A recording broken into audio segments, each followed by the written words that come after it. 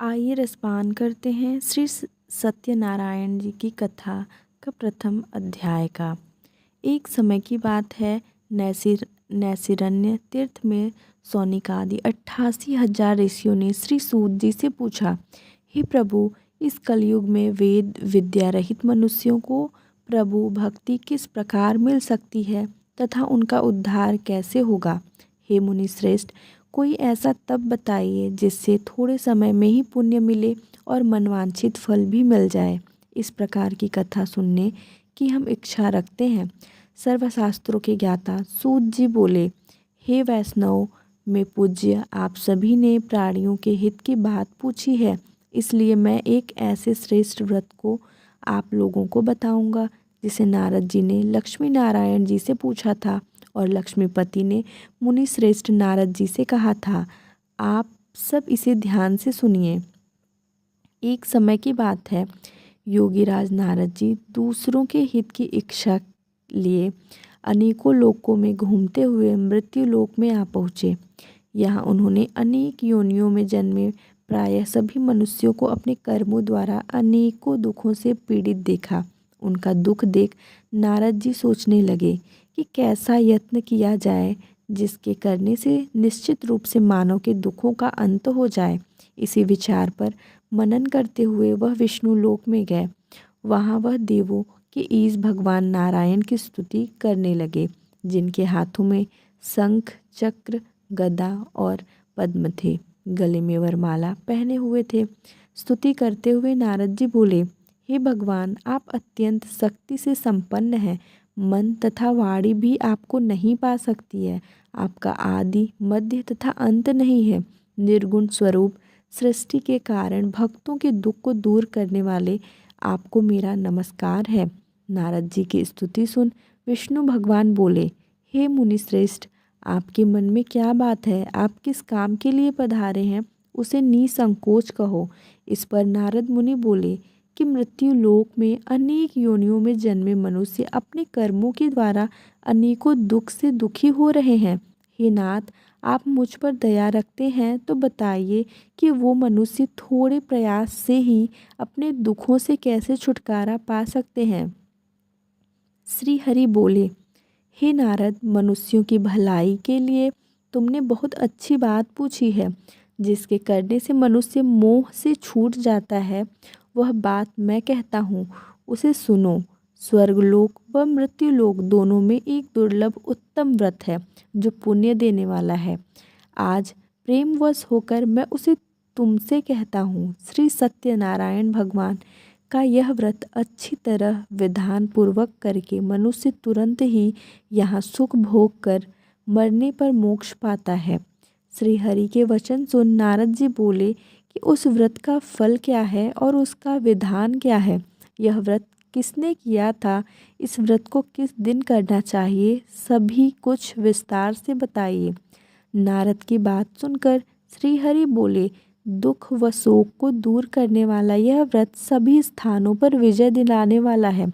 मानव को भक्ति व श्रद्धा के साथ शाम को श्री सत्यनारायण की पूजा धर्म परायण होकर ब्राह्मणों व बंधुओं के साथ करनी चाहिए। भक्ति भाव से ही नैवेद्य, केले का फल, घी, धूप और गेहूं का आटा सवाया लें।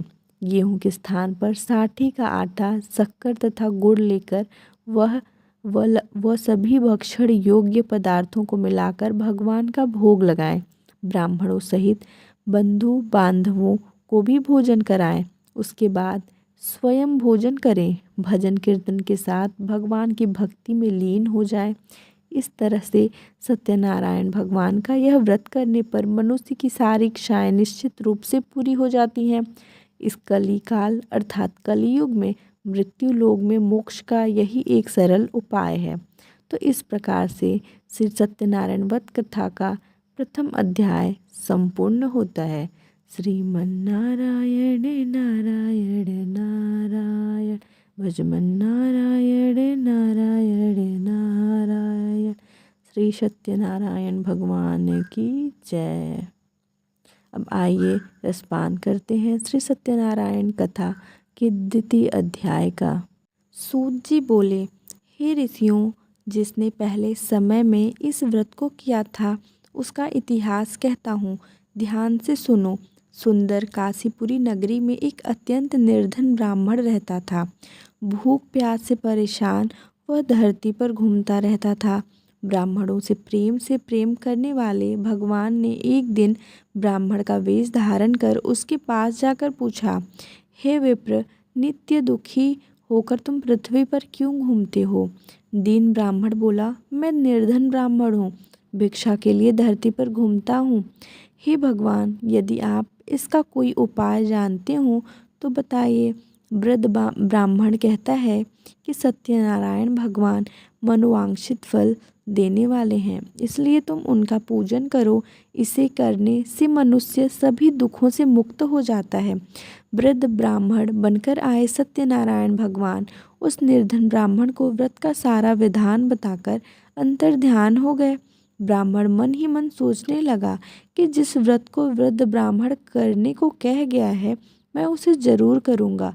यह निश्चय करने के बाद उसे रात में नींद नहीं आई। वह सवेरे उठकर सत्यनारायण भगवान के व्रत का निश्चय कर भिक्षा के लिए चला गया। उस दिन निर्धन ब्राह्मण को भिक्षा में बहुत धन मिला, जिससे उसने बंधुओं के साथ मिलकर श्री सत्यनारायण भगवान का व्रत संपन्न किया। भगवान सत्यनारायण का व्रत संपन्न करने के बाद वह निर्धन ब्राह्मण सभी दुखों से छूट गया और अनेक प्रकार की संपत्तियों से युक्त हो गया। उसी समय से यह ब्राह्मण हर माह इस व्रत को करने लगा। इस तरह से सत्यनारायण भगवान के व्रत को जो मनुष्य करेगा वह सभी प्रकार के पापों से छूटकर मोक्ष को प्राप्त होगा। जो मनुष्य इस व्रत को करेगा वह भी सभी दुखों से मुक्त हो जाएगा। सूत जी बोले कि इस तरह से नारद जी से नारायण जी का कहा हुआ श्री सत्यनारायण व्रत को मैंने तुमसे कहा। हे विप्रो, मैं अब और क्या कहूँ? ऋषि बोले, हे मुनिवर, संसार में उस विप्र से सुनकर और किस किस ने इस व्रत को किया, हम सब इस बात को सुनना चाहते हैं। इसके लिए हमारे मन में श्रद्धा का भाव है। सूत जी बोले, हे मुनियों, जिसने इस व्रत को किया है वह सब सुनो। एक समय वही विप्र धन व ऐश्वर्य के अनुसार अपने बंधु बांधवों के साथ इस व्रत को करने को तैयार हुआ। उसी समय एक लकड़ी बेचने वाला बूढ़ा आदमी आया और लकड़ियां बाहर रखकर अंदर ब्राह्मण के घर में गया। प्यास से दुखी वह लकड़हारा उनको व्रत रख करते देख विप्र को नमस्कार कर पूछने लगा कि आप यह क्या कर रहे हैं तथा इसे करने से क्या फल मिलेगा, कृपया मुझे भी बताइए। ब्राह्मण ने कहा, सब मनोकामनाओं को पूरा करने वाला यह सत्यनारायण भगवान का व्रत है। इनकी कृपा से ही मेरे घर में धन धान्य आदि की वृद्धि हुई है। विप्र से सत्यनारायण व्रत के बारे में जानकर लकड़हारा बहुत प्रसन्न हुआ। चरणामृत लेकर वह प्रसाद खाने के बाद वह अपने घर गया। लकड़हारे ने अपने मन में संकल्प किया कि आज लकड़ी बेचने से जो धन मिलेगा उसी से श्री सत्यनारायण भगवान का उत्तम व्रत करूँगा। मन में इस विचार को ले बूढ़ा आदमी सिर पर लकड़ियाँ रख उस नगर में बेचने गया जहाँ धनी लोग ज़्यादा रहते थे। उस नगर में उसे अपनी लकड़ियों का दाम पहले से 4 गुना अधिक मिलता है। बूढ़ा प्रसन्नता के साथ दाम लेकर केले, शक्कर, घी, दूध, दही और गेहूं का आटा ले और सत्यनारायण भगवान के व्रत की अन्य सामग्रियां लेकर अपने घर गया। वहां उसने अपने बंधु बांधवों को बुलाकर विधि विधान से सत्यनारायण भगवान का पूजन और व्रत किया। इस व्रत के प्रभाव से वह बूढ़ा लकड़हारा धन, पुत्र आदि से युक्त होकर संसार के समस्त सुख भोग अंतकाल में बैकुंठ धाम चला गया। तो इस प्रकार से श्री सत्यनारायण भगवान के व्रत कथा का 2वां अध्याय संपूर्ण होता है। श्री सत्यनारायण भगवान की जय। अब आइए रसपान करते हैं श्री सत्यनारायण भगवान की कथा के 3 अध्याय का। सूत जी बोले, हे श्रेष्ठ मुनियों, अब आगे की कथा कहता हूँ। पहले समय में उल्का मुख नाम का एक बुद्धिमान राजा था। वह सत्यवक्ता और जितेंद्रिय था। प्रतिदिन देवस्थानों पर जाता और निर्धनों को धन देकर उनके कष्ट दूर करता था। उसकी पत्नी कमल के समान मुख वाली तथा सती साध्वी थी। भद्रशिला नदी के तट पर उन दोनों ने श्री सत्यनारायण भगवान का व्रत किया। उसी समय साधु नाम का एक वैश्य आया। उसके पास व्यापार करने के लिए बहुत सा धन भी था। राजा को व्रत करते देखकर वह विनय के साथ पूछने लगा, हे राजन, भक्ति भाव से पूर्ण होकर आप यह क्या कर रहे हैं? मैं सुनने की इच्छा रखता हूँ, तो आप मुझे बताएं। राजा बोला, हे साधु, अपने बंधु बांधवों के साथ पुत्र आदि की प्राप्ति के लिए एक महाशक्तिमान श्री सत्यनारायण भगवान का व्रत व पूजन कर रहा हूँ। राजा के वचन सुन साधु आदर से बोला, हे राजन, मुझे इस व्रत का सारा विधान कहिए।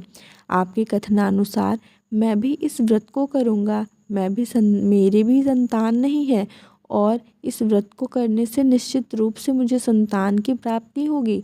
राजा से व्रत का सारा विधान सुन व्यापार से निवृत्त हो वह अपने घर गया। साधु वैश्य ने अपनी पत्नी को संतान देने वाले इस व्रत का वर्णन कर सुनाया और कहा कि जब मेरी संतान होगी तब मैं इस व्रत को करूँगा। साधु ने इस तरह के वचन अपनी पत्नी लीलावती से कहे। एक दिन लीलावती पत्नी के साथ आनंदित हो सांसारिक धर्म में प्रवृत्त होकर सत्यनारायण भगवान की कृपा से गर्भवती हो गई। 10वें महीने उसके गर्भ से एक सुंदर कन्या ने जन्म लिया।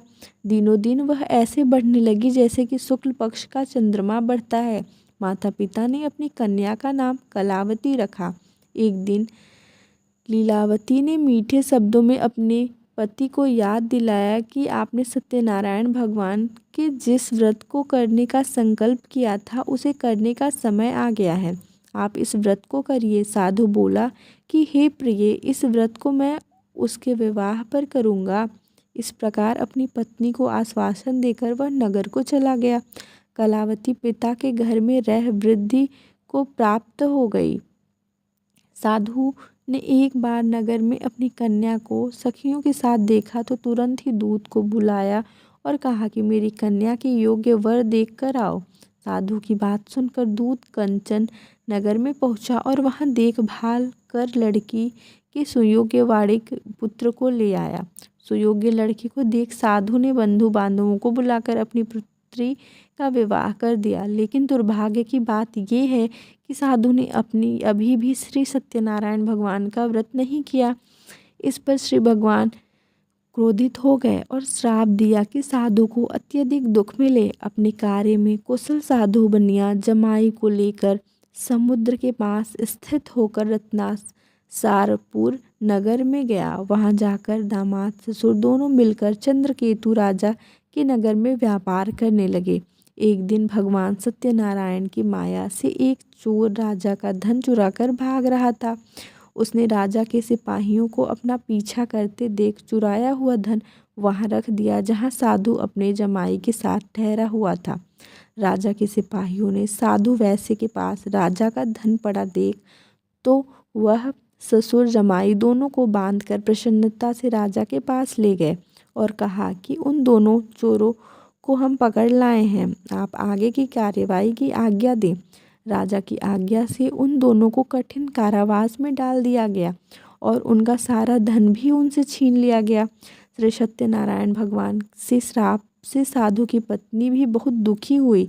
घर में जो धन रखा था उसे चोर चुरा ले गए। शारीरिक तथा मानसिक पीड़ा व भूख प्यास से अति दुखी हो अन्न की चिंता में कलावती के ब्राह्मण के घर गई। वहाँ उसने श्री सत्यनारायण भगवान का व्रत होते देखा, फिर कथा भी सुनी।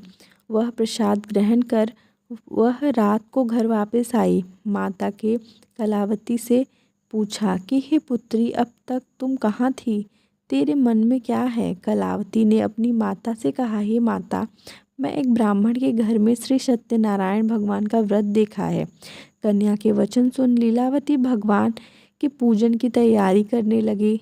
लीलावती ने परिवार व बंधुओं सहित सत्यनारायण भगवान का पूजन किया और उनसे वर मांगा कि मेरे पति तथा जमाई शीघ्र घर आ जाएं। साथ ही यह भी प्रार्थना की कि हम सबका अपराध क्षमा करें। श्री सत्यनारायण भगवान इस व्रत से संतुष्ट हो गए और राजा चंद्रकेतु को सपने में दर्शन दे कहा कि हे राजन, तुम उन दोनों वैश्यों को छोड़ दो और तुमने उनका जो धन लिया था उसे वापस कर दो। अगर ऐसा नहीं किया तो मैं तुम्हारा धन, राज्य व संतान सभी को नष्ट कर दूंगा। राजा को यह सब कहकर वह अंतर्ध्यान हो गए। प्रातःकाल सभा में राजा ने अपना सपना सुनाया। फिर बोले कि बड़े पुत्रों को कैद से मुक्त कर सभा में लाओ। दोनों ने आते ही राजा को प्रणाम किया। राजा मीठी वाणी में बोले, हे महानुभावों, भाग्यवश ऐसा कठिन दुख तुम्हें प्राप्त हुआ है, लेकिन अब तुम्हें कोई भय नहीं है। ऐसा कह राजा ने उन दोनों को नए वस्त्राभूषण भी पहनाए और जितना धन उनका लिया था उससे दोगुना धन वापस कर दिया। दोनों वैसे अपने घर को चल दिए। तो इस प्रकार से श्री सत्यनारायण व्रत कथा का तृतीय अध्याय संपूर्ण होता है। बोलो श्री सत्यनारायण भगवान की जय। तो अब आइए रसपान करते हैं श्री सत्यनारायण भगवान की कथा का चतुर्थ अध्याय। सूत जी बोले, वैश्य ने मंगलाचार कर अपनी यात्रा आरंभ की और अपने नगर की ओर चल दिया। उनके थोड़ी दूर जाने पर एक दंडी वेशधारी श्री सत्यनारायण ने उनसे पूछा, हे साधु, तेरी नाव में क्या है? अभिवाड़ी वणिक हंसता हुआ बोला, हे दंडी, आप क्यों पूछते हो? क्या धन लेने की इच्छा है? मेरी नाव में तो बेल व पत्ते भरे हुए हैं। वैश्य के कठोर वचन सुन भगवान बोले, तुम्हारा वचन सत्य हो। दंडी ऐसे वचन कह वहाँ से दूर चले गए। कुछ दूर जाकर समुद्र के किनारे बैठ गए। दंडी के जाने के बाद साधु वैश्य ने नेत्र क्रिया के पश्चात नाव को ऊंची उठते देखकर अचंभा माना और नाव में बेल पत्ते आदि देख वह मूर्छित हो जमीन पर गिर पड़ा। मूर्छा खुलने पर वह अत्यंत शोक में डूब गया। तब उसका दामाद बोला कि आप शोक ना मनाएं, यह दंडी का शाप है, इसलिए हमें उनकी शरण में जाना चाहिए, तभी हमारी मनोकामना पूरी होगी। दामाद की बात सुनकर वह दंडी के पास पहुंचा और अत्यंत भक्ति भाव नमस्कार करके बोला, मैंने आपसे जो जो असत्य वचन कहे थे उनके लिए मुझे क्षमा दें।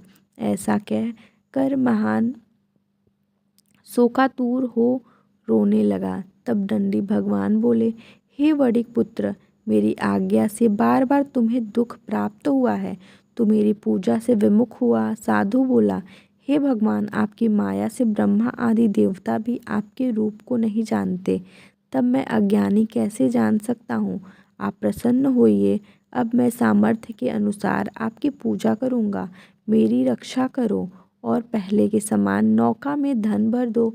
साधु वैश्य के भक्तिपूर्वक वचन सुनकर भगवान प्रसन्न हो गए और उसकी इच्छानुसार वरदान देकर अंतर्ध्यान हो गए। ससुर जमाई जब नाव पर आए तो नाव धन से भरी हुई थी। फिर वही अपने अन्य साथियों के साथ सत्यनारायण भगवान का पूजन कर अपने नगर को चल दिए। जब नगर के नज़दीक पहुँचे तो दूत को घर पर खबर करने के लिए भेज दिया। दूत साधु की पत्नी को प्रणाम कर कहता है कि मालिक अपने दामाद सहित नगर के निकट आ गए हैं। दूत की बात सुन साधु की पत्नी लीलावती ने बड़े हर्ष के साथ सत्यनारायण भगवान का पूजन कर अपनी पुत्री कलावती से कहा कि मैं अपने पति के दर्शन को जाती हूँ, तो कार्य पूर्ण कर शीघ्र आ जा। माता के ऐसे वचन सुन कलावती जल्दी से प्रसाद छोड़ अपने पति के पास चली गई। प्रसाद की अवज्ञा के कारण श्री सत्यनारायण भगवान रुष्ट हो गए और नाव सहित उसके पति को पानी में डुबो दिया। कलावती अपने पति को वहां ना पाकर रोती हुई जमीन पर गिर गई। नौका को डूबा हुआ देख व कन्या को रोता देख साधु दुखी होकर बोला कि हे प्रभु, मुझसे तथा मेरे परिवार से जो भूल हुई है उसे क्षमा करें। साधु के दीन वचन सुनकर श्री सत्यनारायण भगवान प्रसन्न हो गए और आकाशवाणी हुई, हे साधु, तेरी कन्या मेरे पास प्रसाद को छोड़कर आई है, इसलिए उसका पति अदृश्य हो गया है। यदि वह घर जाकर प्रसाद खाकर लौटती है तो इसे इसका पति अवश्य मिलेगा। ऐसी आकाशवाणी सुन कलावती घर पहुंचकर प्रसाद खाती है और फिर आकर अपने पति के दर्शन करती है। उसके बाद साधु अपने बंधु बांधवों सहित श्री सत्यनारायण भगवान का विधि विधान से पूजन करता है, इस लोक का सुख भोग व अंत में स्वर्ग जाता है। तो इस प्रकार से श्री सत्यनारायण भगवान की व्रत कथा का चौथा अध्याय समाप्त होता है। तो बोलिए श्री सत्यनारायण भगवान की जय। अब आइए रसपान करते हैं श्री सत्यनारायण भगवान की कथा का 5वां अध्याय। सूत जी बोले, हे ऋषियों, मैं और भी एक कथा सुनाता हूँ, उसे भी ध्यानपूर्वक सुनो। प्रजापालन में लीन तुंगध्वज नाम का एक राजा था। उसने भी भगवान का प्रसाद त्याग कर बहुत ही दुख सहन किया। एक बार वन में जाकर वन्य पशुओं को मारकर वह बड़ के पेड़ के नीचे आया। वहाँ उसने ग्वालों को भक्ति भाव से अपने बंधुओं सहित सत्यनारायण भगवान का पूजन करते देखा। अभिमानवश राजा ने उन्हें देखकर भी पूजा स्थान में नहीं गया और ना ही उसने भगवान को नमस्कार किया। ग्वालों ने राजा को प्रसाद दिया, लेकिन उसने वह प्रसाद नहीं खाया और प्रसाद को वहीं छोड़ वह अपने नगर को चला गया। जब वह नगर में पहुंचा तो वहाँ सब कुछ तहस नहस हुआ पड़ा था। तो वह शीघ्र ही समझ गया कि यह सब भगवान ने ही किया है। वह दोबारा ग्वालों के पास पहुंचा और विधि पूर्वक पूजा करके प्रसाद खाया तो श्री सत्यनारायण भगवान की कृपा से सब कुछ पहले जैसा हो गया। दीर्घकाल तक सुख भोगने के बाद मरणोपरांत उसे स्वर्गलोक की प्राप्ति हुई। जो मनुष्य परम दुर्लभ इस व्रत को करेगा तो भगवान सत्यनारायण की अनुकंपा से उसे धन धान्य की प्राप्ति होगी। निर्धन धनी हो जाता है और भय मुक्त हो जीवन जीता है।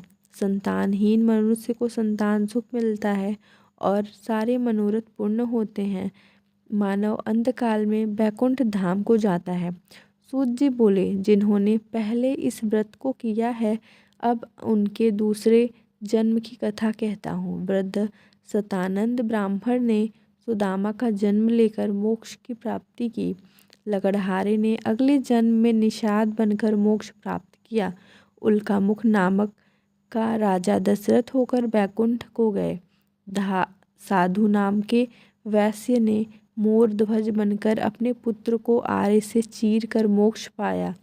महाराज तुंगध्वज ने स्वयंभू होकर भगवान से भक्ति युक्त हो कर्म कर मोक्ष पाया। तो इस प्रकार से श्री सत्यनारायण भगवान की व्रत कथा का 5वां अध्याय समाप्त होता है।